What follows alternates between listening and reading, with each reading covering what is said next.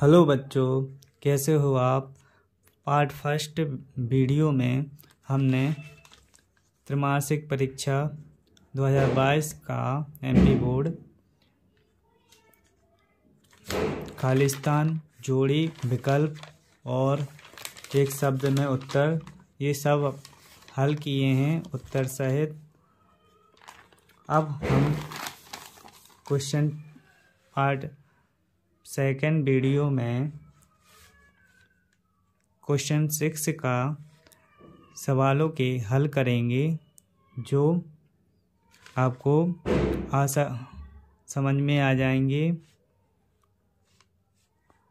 उस वीडियो का उद्देश्य ये है कि आपकी वीडियो लंबी ना हो पाए और आपके सवाल ज़्यादा से ज़्यादा समझ में आ जाए। इसके लिए हम इन सवालों को हल करके यहाँ पर रख दिए हैं, लेकिन हम आशा करेंगे कि आपको ये सवाल समझ में आ जाएंगे। देखेंगे प्रश्न 6 का हल।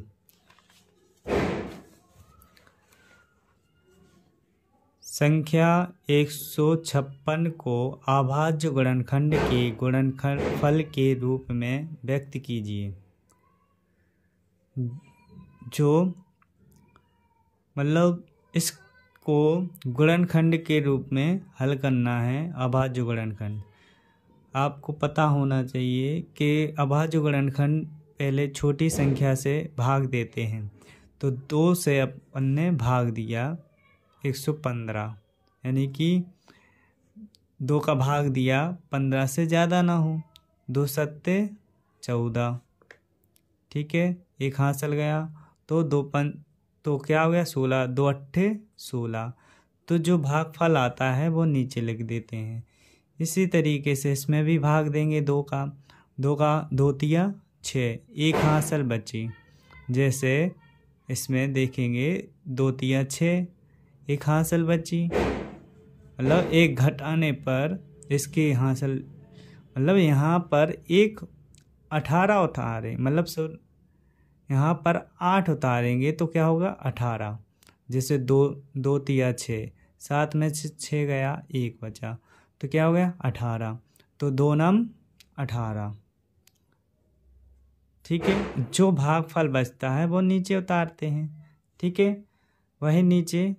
इसी तरीके अब देखो 2 का भाग नहीं जाएगा, इसमें क्या होता है 3 का भाग जाएगा। तो 3 एकम 3, 3 त्रिका 9, फिर 13 से काटा 13 एकम 13। फिर 156 का ऐसा हल करेंगे, लिखेंगे कि 156 का अभाज्य गुणनखंड 2 जो बाहर के जो होते हैं अंक उनको गुणा में लिख लेंगे। जैसे 2 गुणे 2 गुणे 3 गुणे 13। तो जिसमें मतलब उनके जोड़ा मतलब जितनी बार जो रिपीट हो रहा है अंक उतनी ही घात आएगी। जैसे 2 घात है, 2 बार हुआ रिपीट, तो इसमें 2 घात आ गई। जे सिंगल है वो लिख दिया, ये आंसर लिख देते इस तरीके से। फिर देखेंगे इसके अथवा वाला है, छठवें के अथवा वाला क्वेश्चन जो है संख्याओं फॉरेन पर विचार कीजिए, ठीक है। देखिए दोस्तों, हमें भी एक मोटिवेट मिलेगा जो आप लोग हमारे वीडियो को लाइक करेंगे और हमारे चैनल को सब्सक्राइब करेंगे, जो हमें भी अच्छा लगेगा। और हम इससे रिलेटेड और भी अच्छी वीडियो आपके लिए बनाते रहेंगे। इसलिए हमारे चैनल को सब्सक्राइब करना है और बेल आइकन को दबाना है, जो सबसे पहले आपके पास वीडियो प्राप्त हो जाए। फिर देखेंगे इसका अथवा संख्याओं फॉरेन पर विचार कीजिए, यानी कि जहाँ एक प्राकृतिक संख्या है, जांच कीजिए कि क्या n का कोई मान है। तो इसको हल करेंगे कि किसी भी संख्या के अंत में 0 तब ही आता है जब उस संख्या के गुणनखंड में 2 और 5 के गुणनफल होते हैं। मतलब जैसे, परंतु जैसे आगे पढ़ेंगे फिर हम इसको क्लियर करेंगे। रफ्कार में ये नीचे है, परंतु 4 बराबर 2 गुणे 2 हैं, इसमें 5 का गुणनखंड नहीं है। तो इतना आपको आंसर में लिखना है जितना हम बता रहे हैं। अतः किसी भी प्राकृत संख्या n के लिए for n अंक 0 पर समाप्त नहीं होता है।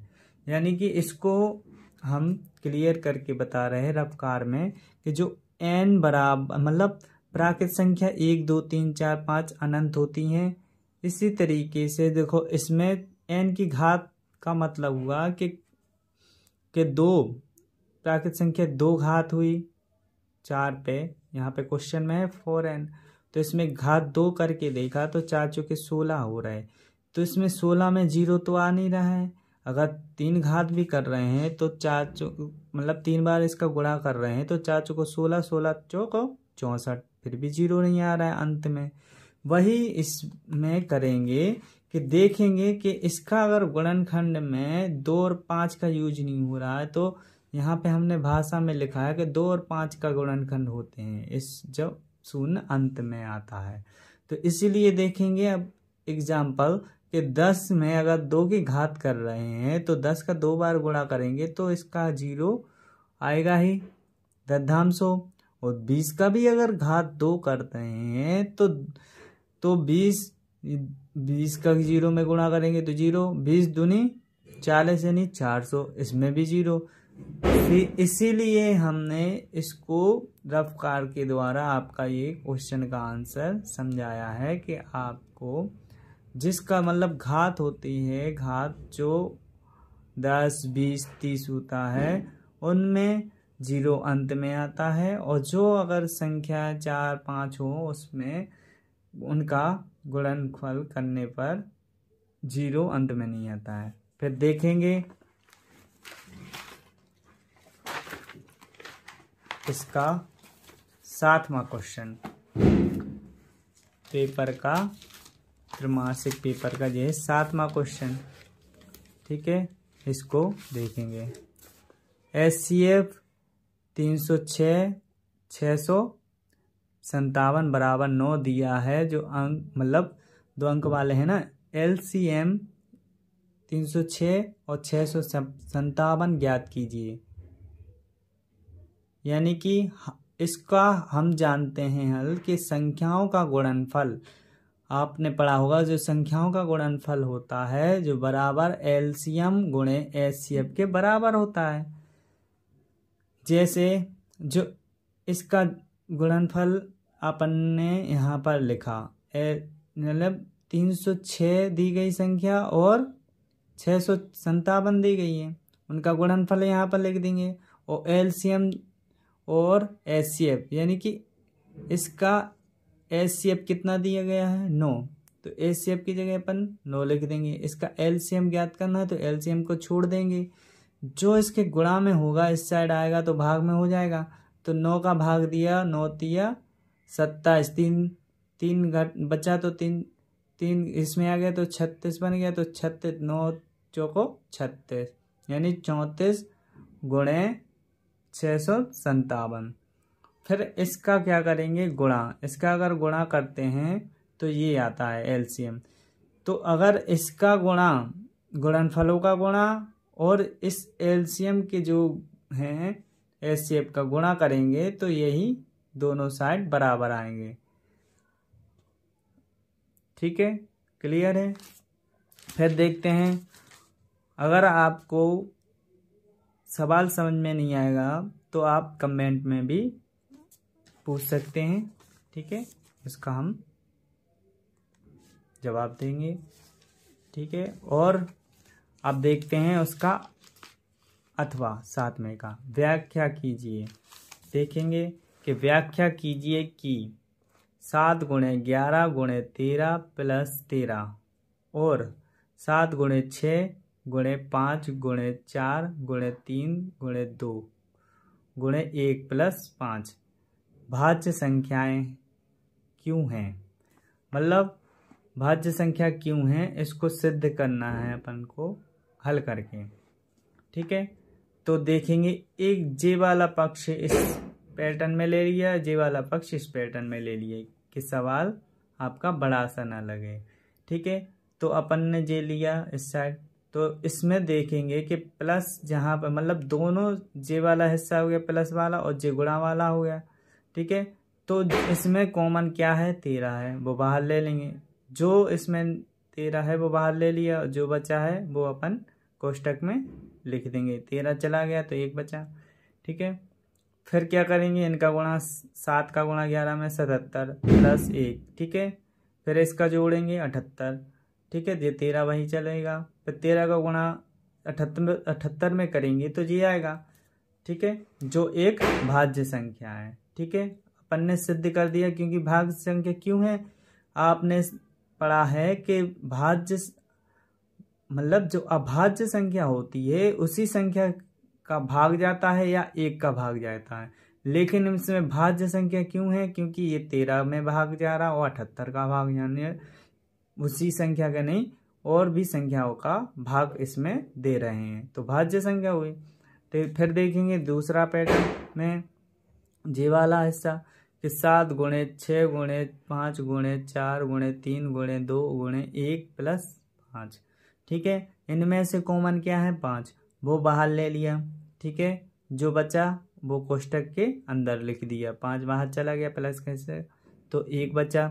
यहाँ पे फिर इन सभी का गुणा करेंगे 1008 आएगा। ठीक है, यानी 7 6 42 42 चौके ऐसे करते जाएंगे तो क्या आ जाए 1008 प्लस 1 बचा। यहाँ पे इनको जोड़ देंगे तो क्या बचा 1009। तो यानी कि इनका दोनों का गुणा करेंगे तो ये आएगा। तो यानी कि इसमें 5 का भी भाग जाए 1009, मतलब भाज्य हमने पहले इसमें भी बताया कि अभाज्य संख्या वो कहलाती जो उसी संख्या का भाग जाए या एक संख्या का मतलब 1 का भाग। तो इसमें 5 का भी भाग जा रहा है, 1009 का भी भाग है, तो यह जो एक क्या है भाज्य संख्या हो गई। क्लियर है। फिर देखेंगे प्रश्न 8वां। ठीक है, बहुपद वाला। ठीक है, शून्यांक।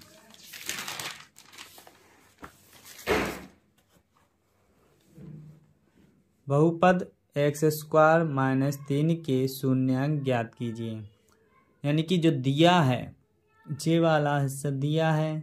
ठीक है, तो इसका क्या करेंगे आपने इसका हमने समझाया कि ये समीका के रूप ले रहा है, ये वाला आपने पढ़ा होगा कि अगर घात में इसको बनाया जाए तो रूट गुणे √3, मतलब जो रूट में होती संख्या उसका वर्ग क्या होता है 3 होता है। ठीक है, तो इसको इस तरीके से लिख सकते हैं। ठीक है, इसलिए इसके सर्व समीका जैसा बन जाए। तो इस सर्व समीका जैसा बन गया है तो अपन इसका a - b a + b में बदलेंगे। तो a का मान x में हो गया और b का मान √3 हो गया। तो इस पोर्शन में इसको यहाँ पे रखेंगे। x की जगह वो a की जगह x रखा और b की जगह √3। ठीक है, और इस तरीके से प्लस में भी x की जगह a की जगह x और b की जगह √3। ठीक है, फिर शून्यांक के लिए, यानी कि शून्यांक के लिए अपन ने देखा है कि शून्यांक ज्ञात करना है। क्या करेंगे x - √3 और x + √3 बराबर 0 करेंगे। ठीक है, तो इसका जो 0 में है पक्षांतर करेंगे, जो -√3 है इस साइड जाएगा, प्लस में आपको पता होना चाहिए पक्षांतर होता है जो माइनस का प्लस और प्लस का माइनस, जो संख्या इस बराबर के उस साइड जाए वो प्लस का माइनस वो माइनस की प्लस हो जाता है। तो माइनस का इस साइड गया तो प्लस और जो प्लस वाली संख्या इस साइड गई तो माइनस। ठीक है, तो ये शून्यांक ज्ञात कर लिए। क्लियर है। फिर देखेंगे इसका अथवा 8वें का अथवा। ठीक है, यदि द्विघात बहुपद के शून्यांक का योग 0 एवं गुणनफल √5 है तो बहुपद ज्ञात कीजिए। ठीक है, यानी कि इसका अथवा क्या है, यदि द्विघात बहुपद के शून्यांकों का योग 0 एवं गुणनफल √5 है तो बहुपद ज्ञात कीजिए। ठीक है, इसका देखेंगे कि यदि दिए गए शून्यांक 0 और √5 है तो क्या है, आपने पढ़ा है कि अल्फा प्लस बीटा यानी शून्यांकों का योग होता है -b/a। इसकी तुलना 0 से करेंगे तो इसके सामने वाला b के बराबर में आ रहा तो b बराबर क्या आ गया 0, और नीचे वाला a के बराबर में आ रहा 1, उसके नीचे कुछ नहीं है तो 1 माना जाता, तो इसके बराबर मतलब सामने आ रहा तो a बराबर क्या है 1। ठीक है, फिर देखेंगे इसमें a बराबर 1 और b बराबर 0 लिख देंगे। ऐसे शून्यांकों का गुणनफल होता अल्फा इंटू बीटा यानी c/a। तो इसमें देखेंगे कि √5 है तो c किसके सामने है, √5 के, a इसके बटे में कुछ नहीं है तो 1 माना जाएगा, तो a के सामने क्या है 1, तो a बराबर 1 a बराबर 1 दोनों में हो गए, और c बराबर √5 हो गया। ठीक है, अब बहुपद का सूत्र मतलब बहुपद ax² plus bx plus c बराबर 0 होता है, तो इसमें अपन a b c के मान रखेंगे। a का मान क्या निकाला था अपन ने 1 लिख दिया, और b का मान क्या निकाला था 0 रख दिया, c का मान क्या निकाला √5 वो रख दिया बराबर 0। ठीक है, इसका अगर गुणा करेंगे किसी भी संख्या का x का मतलब 1 का गुणा होगा तो वही आती है, वही आ गया, और किसी भी संख्या का या अचर हो उसका अगर 0 में करेंगे तो वो 0 हो जाता है, 0 हो गया। फिर √5 बराबर 0। ठीक है, जे वही का वही और जे वही का वही, तो बहुपद अपना जे आंसर।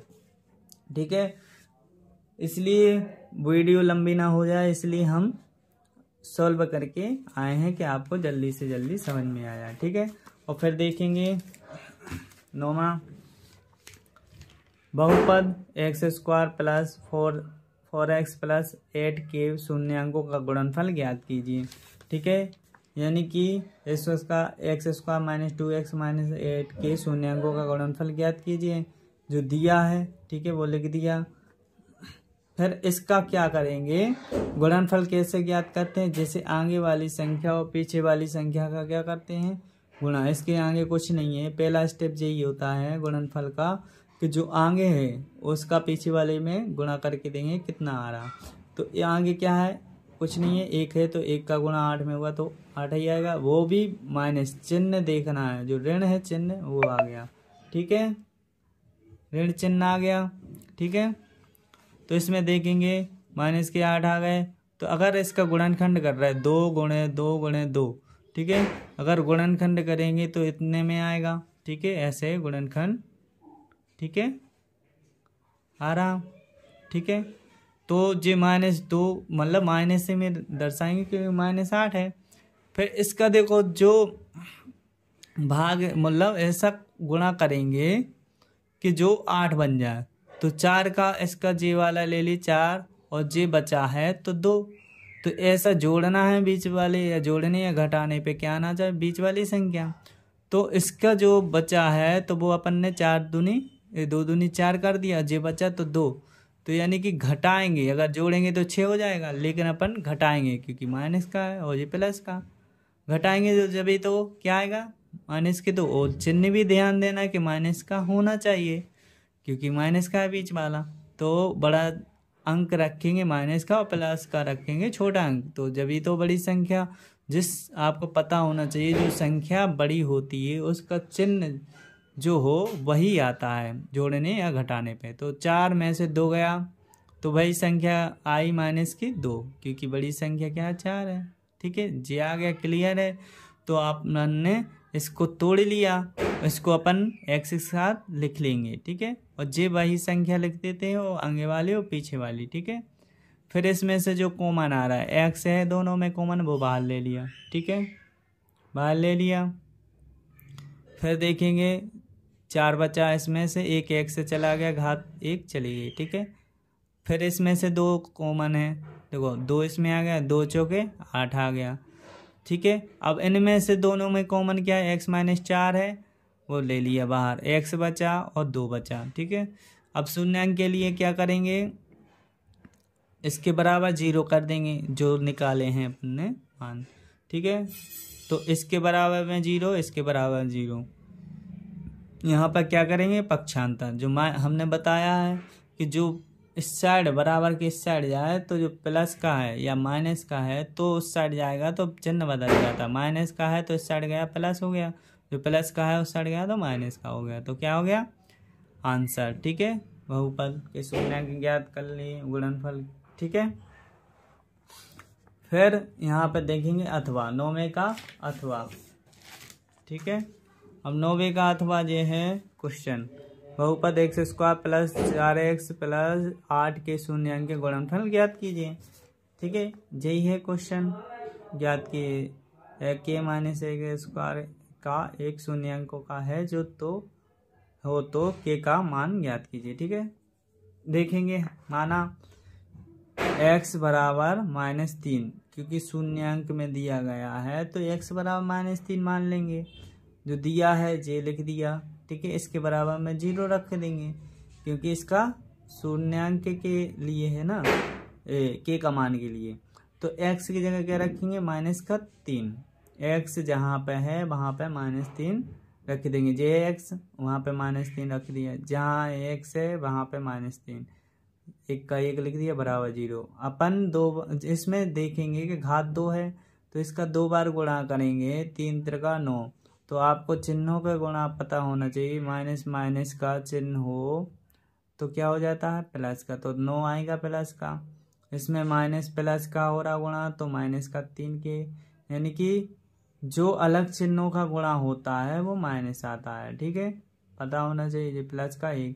ठीक है, फिर देखेंगे यहाँ पे 9 का गुणा करेंगे, 9 के 9 एकम 9, 3 माइनस के प्लस 1। ठीक है, 0 बराबर आ गया। फिर इसमें से जो के वाले हैं मान वो जोड़ेंगे घटाएंगे, जो बिना के हैं वो जोड़ेंगे घटाएंगे, तो के वाले घटाएंगे। ठीक है, क्योंकि ये माइनस का ये प्लस का है तो 9 में से 3 गए 6 के। अब ये माइनस का ये प्लस का ये घटाएंगे बिना के का, तो माइनस का 3 9 है और प्लस है 1, तो 9 में से 1 गया 8 माइनस का। ठीक है, इस साइड पक्षांतर करेंगे तो क्या होगा, जो माइनस का हिस्सा गया प्लस में हो गया। ठीक है, जो 6 है 6 गुणा में इस साइड गया, आपको पता होना चाहिए जो इस वाली संख्या वैल्यू होती है मान वो 6 है, जैसे गुणा में है उस साइड जाएगा तो बटे में, अगर बटे में हो तो उस साइड क्या हो जाएगा गुणा में, तो जो गुणा में है उस साइड गया तो बटे में हो गया। ठीक है, 2 दूनी सॉरी इसमें 2 का भाग जा रहा है, इसमें तो कट रहा, 2 चौको 8 2 तिया 6। ठीक है, जो दोनों में भाग चला जाए काट देते हैं, तो 4/3 के का मान क्या है 3, 4/3। फिर देखेंगे 10वां क्वेश्चन, 3 बल्लों तथा 6 गेंदों की कीमत क्या है 2900 है तथा। ठीक है, इसी तरीके से अपन देखेंगे, यही क्वेश्चन है। 3 बल्लों तथा 6 गेंदों की कीमत 2900 है तथा 1 बल्ले एवं 3 गेंदों की कीमत ₹1300 है, जो बीजगणितीय समीकरणों का निर्माण कीजिए। ठीक है, माना कि 1 बल्ला की कीमत कितना है ₹100, मान लेना है जो है कि बल्ले की कीमत मान लेनी है x और गेंदों की एक गेंद की कीमत मान लेनी है y। ठीक है, प्रश्न अनुसार जैसे अपन प्रश्न कह रहा उसको x और y के साथ लिखेंगे, जैसे 3 बल्ले कह रहा तो 3 बल्ले को क्या माना था x, तो x के साथ 3 लिख देंगे। ठीक है, प्लस यानी दोनों मिला के लिख रहे हैं ना, ये 2900 है। ठीक है, 6 गेंदों का यानी 6 बाई की जगह। ठीक है, बराबर 2900 कहा था तो 2900 लिख दिया।